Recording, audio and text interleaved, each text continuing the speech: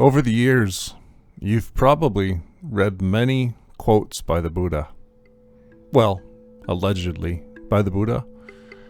Here's something that sounds like one of them. Your mind creates the world.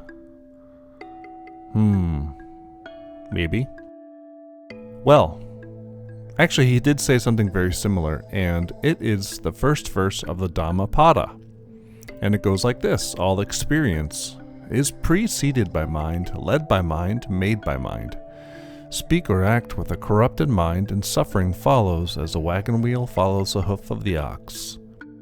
During this brief commentary, I hope I can impress upon you just how revolutionary and amazing the Buddha's insight is and was.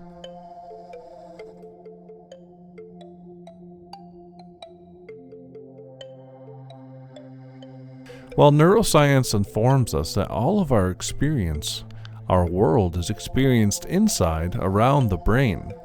Some speculate it's also experienced in other parts of the body, but nevertheless, the world as we experience it actually occurs within us. Think about that. The world is not out there. It's in here. Now, of course, it may exist apart from our mind, but we will never have access to this alleged world.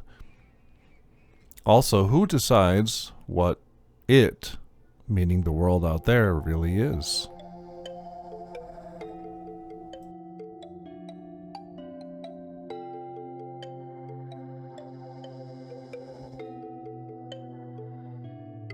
So let's break down what the Buddha actually said. All experience is preceded, made, led by mind. This means that mind comes first. Experience is not there first and then the mind grabs or interprets it. Actually, the mind is first. This is the absolute opposite of the way all of humanity, every single human's ever thought. If this is true, then what are the ramifications? Well, let's go to the second part of the verse. Speak or act with a corrupted or impure mind, and you will suffer. This is why the Buddha's so-called program is so important. This verse sets the stage for the Eightfold Path. His teachings are to get us to quit suffering. Essentially, he was the greatest spiritual psychotherapist that ever lived.